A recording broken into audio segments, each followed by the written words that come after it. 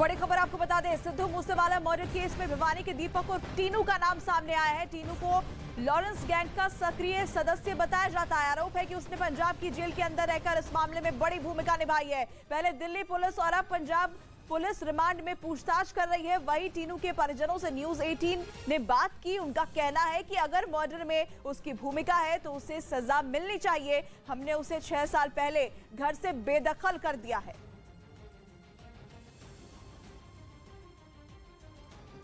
Sidhu case में अब उसको पंजाब पुलिस ले गई है, तो आपको लगता है कि आपके बेटे की इन्वॉल्वमेंट है उसमें? नहीं लगता, क्योंकि वो जेल के अंदर था उसकी। मुझे तो नहीं लगता। जेल के अंदर तो लॉरेंस बिश्नोई भी था। नहीं, वो कहीं और था, राजस्थान के अंदर वो कहीं और है। ये तो पंजाब के अंदर था, वो कहीं और है। आपका बेटा भटिंडा जेल में था? नहीं, भटिंडा नहीं था। ये अमृतसर से उरली तरफ कौन सा गाँव है? कपूरथला जेल में। हाँ जी। किस केस में बंद था? बदली ही केस के अंदर बदली ही होगी ना। जैसे अमृतसर था 2-3 साल बदली होगी उसकी, क्योंकि कोरोना वगैरह लगा हुआ था 2 साल से 3 साल। जितने लोगों के नाम इस वक्त इस केस में आ रहे हैं वो कहीं ना कहीं से लिंक हैं, एक दूसरे से जुड़ रहे हैं। किसी ने हथियार सप्लाई किए हैं, किसी ने लॉजिस्टिक सपोर्ट दिया है, चाहे वो घर में छिपने की जगह हो, खाना हो। तो इसी तरह से आपके बेटे का नाम भी सामने आया है, क्योंकि लॉरेंस गैंग से जुड़ा है और लॉरेंस का बहुत पुराना दोस्त है, इसलिए ऐसा है। जब हम एक मोहल्ले के अंदर रहते हैं, उस जिससे जानते हैं, तो नाम माना तो स्वाभाविक है। हम दूर भी रहते हैं, वो ये पता चला अनिल का बेटा है, तो आप मेरा तो कोई वो रोल नहीं है उसके अंदर। फिर भी हमारा बेटा है तो हमसे तो पूछताछ होगी ही। वो उसके साथ दोस्ती है या उससे मिलना है तो उससे स्वाभाविक बात है कि आप भी सवाल करेंगे, सरकार भी करेगी, पुलिस भी करेगी। पुलिस आपके पास आई है? हाँ आई। क्या पूछा? कहाँ की पुलिस? भिवानी की भी पुलिस आई थी, सीआई स्टाफ की आई थी, पंजाब की भी आई थी। हमसे पूछा तो हमने पहले से उसका बेदखल कर रखा है। इधर पंजाब पुलिस ने दावा किया है कि लॉरेंस बिश्नोई गैंग के शार्प शूटरों ने सिद्धू मूसेवाला को 19 मई को ही मारने की पूरी प्लानिंग कर ली थी, लेकिन आखिरी वक्त में उनकी प्लानिंग फेल हो गई। पंजाब के मानसा में 29 मई को दिन दहाड़े बीच सड़क पर मूसेवाला को गोलियों से छलनी कर दिया गया था। और अब पंजाब पुलिस का दावा है कि मूसेवाला को 29 मई की जगह 19 मई को ही मारने का पूरा प्लान तैयार कर लिया गया था। और सूत्रों का कहना है कि अगर सब कुछ लॉरेंस बिश्नोई और गोल्डी बराड़ के मुताबिक होता तो हत्याकांड के ठीक 10 दिन पहले ही मूसेवाला को मौत के घाट उतार दिया जाता। पंजाब पुलिस ने ये चौंकाने वाला दावा बलदेव चौधरी से पूछताछ के बाद किया है। ये वही बलदेव चौधरी है जिसको पंजाब पुलिस ने कुछ दिन पहले गिरफ्तार किया। बलदेव चौधरी पर आरोप है कि उसने शूटरों को हथियार सप्लाई किया। पुलिस सूत्रों का कहना है कि बलदेव चौधरी लॉरेंस का जिगरी दोस्त है और दोनों ने एक साथ चंडीगढ़ में पढ़ाई की थी और वो लॉरेंस बिश्नोई के गैंगस्टर बनने के बाद भी उससे जुड़ा हुआ था। बलदेव चौधरी न सिर्फ लॉरेंस बिश्नोई गैंग के लिए काम करता था, बल्कि उसके घर वालों को जेल में उससे मिलवाने भी ले जाता था। और जांच एजेंसियों का दावा है कि पूछताछ के दौरान बलदेव चौधरी ने हत्याकांड से जुड़े कई चौंकाने वाले राज उगले हैं। पंजाब पुलिस के मुताबिक बलदेव ने पूछताछ के दौरान ये भी बताया कि वो कनाडा में बैठे गोल्डी बराड़ के कहने पर ही 19 मई को लुधियाना से हथियार लेकर भटिंडा पहुंचा था।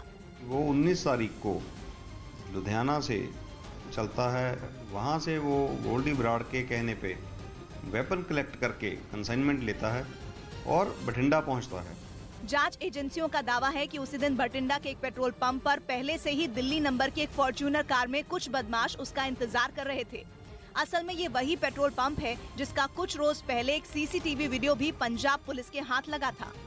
और उस सीसीटीवी वीडियो में एक सफेद रंग की फॉर्च्यूनर कार पेट्रोल पंप पर रात करीब 9 बजे तेजी से आती नजर आई है। हालांकि तेल भरवाने के बाद वो कार थोड़ी देर में ही वहां से निकल गई थी। और पंजाब पुलिस का दावा है कि उस फॉर्च्यूनर कार में 3 बदमाश बैठे थे, जिनमें 2 के नाम मनदीप तूफान और मनी रैया है, जबकि तीसरे की पहचान अभी तक नहीं हो सकी है। जांच एजेंसियों का कहना है कि बलदेव चौधरी ने 19 तारीख को ही शूटरों को हथियारों की डिलीवरी कर दी थी। मनी रैया, मनदीप तूफान और एक अभी अननोन है, वो वहाँ पहुँचते हैं। बलदेव चौधरी उनको जाके पेट्रोल पंप पे वो वेपन उनको हैंड ओवर कर देता है। मतलब ये कि 10 दिन पहले ही हत्याकांड को अंजाम देने की पूरी तैयारी हो चुकी थी। पुलिस के सूत्र बताते हैं कि दिल्ली नंबर की उस फॉर्च्यूनर कार में पहले से भी कई खतरनाक हथियार मौजूद थे और दावा है कि बलदेव चौधरी से हथियार मिलने के बाद फॉर्च्यूनर कार में बैठे सभी बदमाश पेट्रोल पंप से डब्बाली बॉर्डर की तरफ बढ़ गए थे। क्योंकि जांच एजेंसियों के मुताबिक बठिंडा के डबवाली बॉर्डर पर पहले से ही लॉरेंस बिश्नोई गैंग का शूटर मनप्रीत सिंह मानू एक दूसरी कार में उनका इंतजार कर रहा था। दावा यह भी किया जा रहा है कि हत्याकांड को अंजाम देने के लिए उसी दिन दूसरे शूटर भी वहां पहुंच गए थे और फिर सारे लोग एक साथ अलग अलग गाड़ियों में मानसा के लिए रवाना हो गए थे। बताया जाता है कि बठिंडा के इस पेट्रोल पंप से मानसा की दूरी महज 50 किलोमीटर है।